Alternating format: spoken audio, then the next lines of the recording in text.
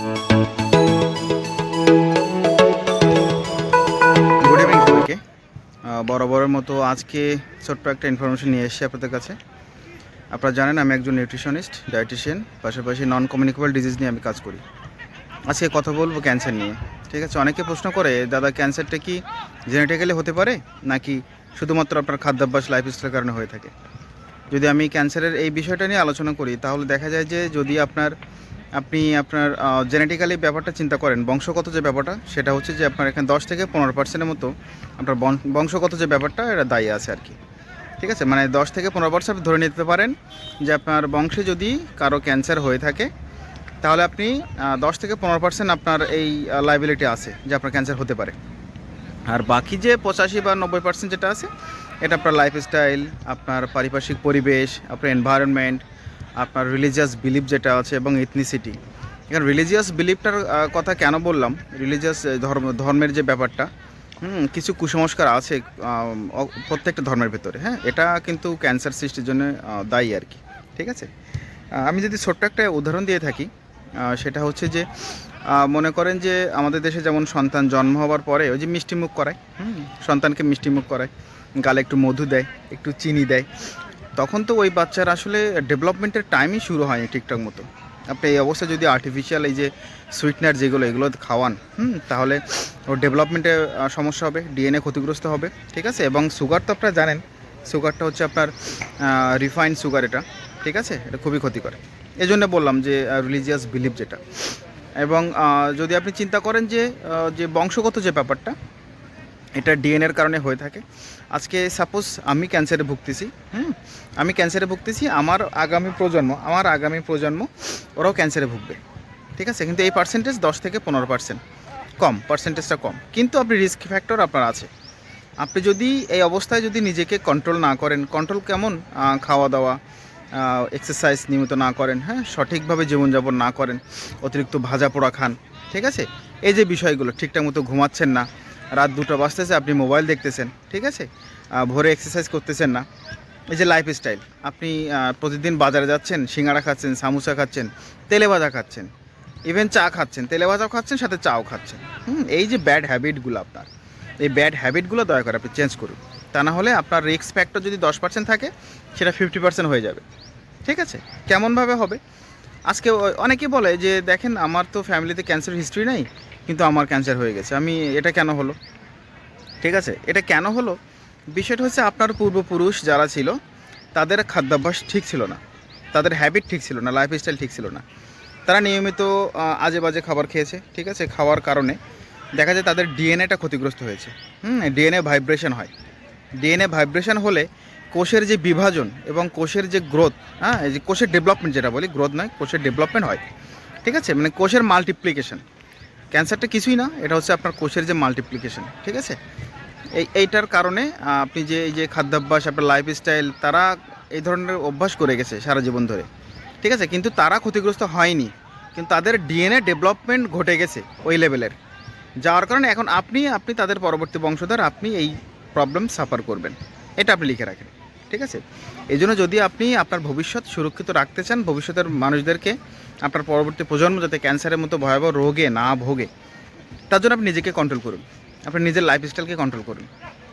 আপনি এখন থেকে খাওয়া দাওয়া কন্ট্রোল করুন, এক্সারসাইজ করুন, আপনার ডিএনএ ঠিক থাকবে। ঠিক আছে, এই যে কোষের যে অতিরিক্ত মাল্টিপ্লিকেশন এটা ঘটবে না। এটা যদি না ঘটে তাহলে তো ক্যান্সার হওয়ার সম্ভাবনাই থাকলো না। ঠিক আছে, ক্যান্সারটা মূলত আপনার সবথেকে বেশি 90% আমি বলেছি যে এটা আপনার নিজের উপর নির্ভর করে, আপনি নিজে কীভাবে জীবনযাপন করতেছেন, আপনার লাইফস্টাইল কেমন। ঠিক আছে, এইটার উপর নির্ভর করে যে আপনি পরবর্তীতে ক্যান্সার হবে কি হবে না। ঠিক আছে, আর ক্যান্সারটা মূলত কিন্তু সহজে আপনি বুঝতে পারবেন না, 3rd স্টেজ অথবা 4th স্টেজে যেয়ে আপনি তখন বুঝতে পারবেন যে না আমার ক্যান্সার হয়েছে, তখন আপনার আসলে কিছু করার থাকে না। কেমোথেরাপি দেবেন, ঠিক আছে, রেডিওথেরাপি দেবেন, ঠিক আছে, এগুলো। আর ইভেন এই মুহূর্তে রাশিয়া মেডিসিন আবিষ্কার করেছে, সে বিষয়ে একদিন পরে কথা বলবো। ঠিক আছে, তো এই জন্য বললাম যে লাইফস্টাইল চেঞ্জ করুন, এবং আপনার জেনেটিক্যালি যে বিষয়টা, এটা জেনেটিক্যালি বিষয়টা খুবই কম, 10 থেকে 15% ধরে নিতে পারেন। এই 10 থেকে 15% আপনি মডিফিকেশান করতে পারেন, এটা আপনার উপর নির্ভর করে।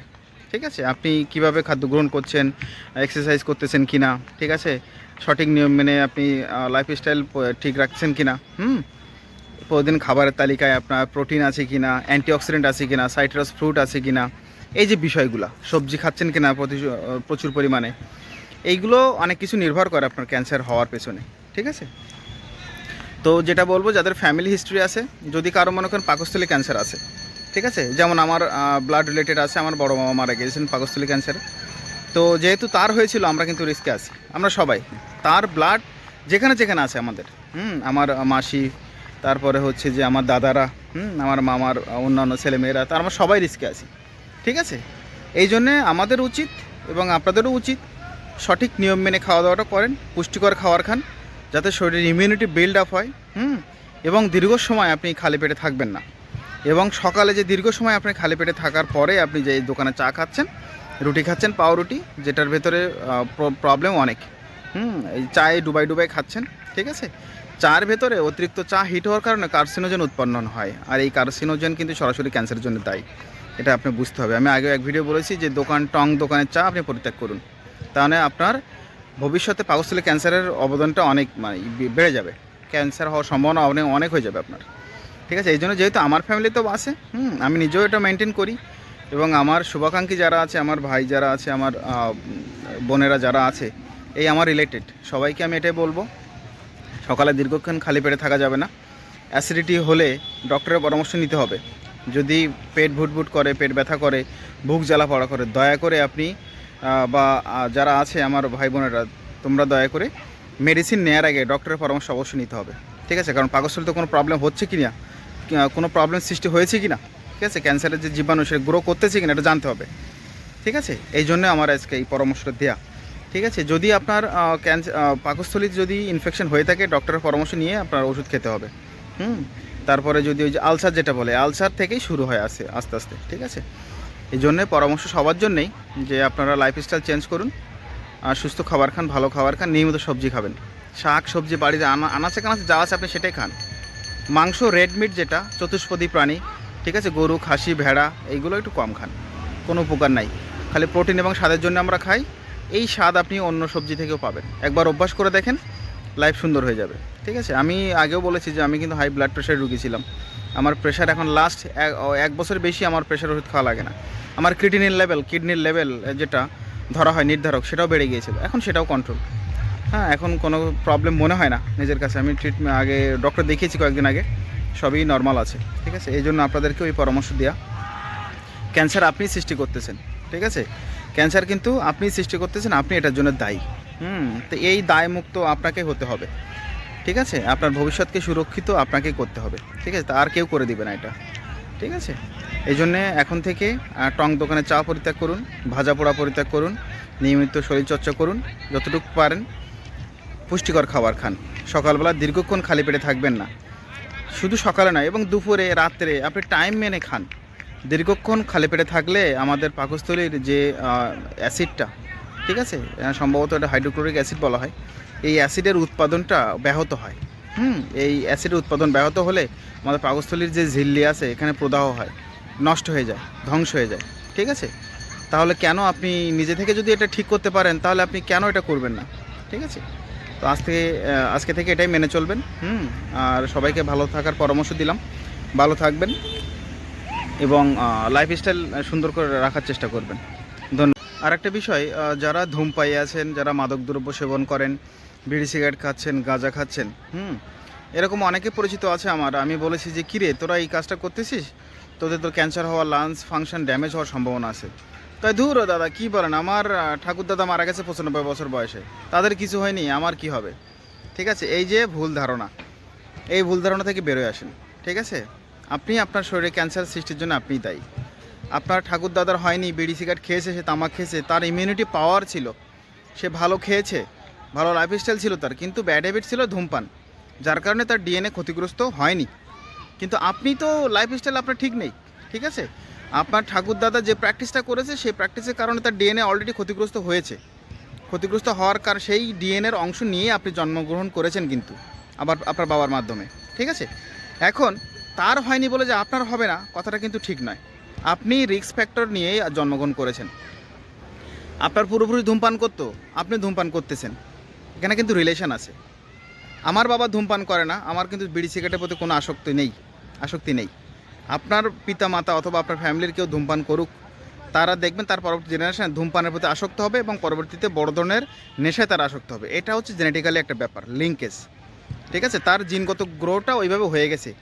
এখন তুমি না চাইলেও তোমার মনের ভিতরে একটা কিউরিয়াসিটি আসবে, দেখি আমি একটু খাই, দেখি না কি হয়। এই কিউরিয়াসিটি এমনি আসে না। আপনার পারিপার্শ্বিক পরিবেশ, পাশাপাশি আপনার জেনেটিক্যালি যে মডিফিকেশন ঘটে গেছে অতীতে, সেটা এটার জন্য দায়ী। এই জন্যে আপনার বাপ ঠাকুরদার ক্যান্সার হয়নি তার মানে আপনার যে হবে না, এটা আপনি বলতে পারবেন না। আপনি সেখানে রিস্ক ফ্যাক্টর অলরেডি গ্রো হয়ে গেছে আপনার। আপনি দয়া করে নিজেকে কন্ট্রোল করুন। ঠিক আছে, বিড়ি সিগারেট যে কত বড় ক্ষতিকর, ক্যান্সারের সাথে প্রত্যক্ষভাবে জড়িত। আপনি যদি ডিনাই করেন তাহলে আপনি একটা পাগল, ম্যাড বলবো আমি। ঠিক আছে, এই জন্যেই এই ভুল ধারণা নিয়ে থাকবেন না যে আমার বাপ চাচার হয়নি বলে আমারও হবে না। তাদের কারণেই আপনি ক্ষতিগ্রস্ত হয়ে গেছেন অলরেডি। এখন আপনি যদি কন্ট্রোল না করেন, আপনি মারাত্মকভাবে ভুগবেন। ঠিক আছে, আজকে আর বেশি কথা বাড়াবো না, অনেক কথা হয়ে গেছে। ক্যান্সার নিয়ে শুরু করলে তো 3-4 ঘন্টা বকা যাবে। ইনফরমেশন এতটুকুই থাক, সবাই মেনে চলার চেষ্টা করবেন, ভালো থাকবেন। আর বেশি বেশি করে আমার চ্যানেলটাকে সাবস্ক্রাইব করবেন। নিউট্রিশন এবং ডায়েট সম্পর্কে তথ্য পাবেন এখানে। ঠিক আছে, ভালো থাকবেন, শুভরাত্রি সবাইকে।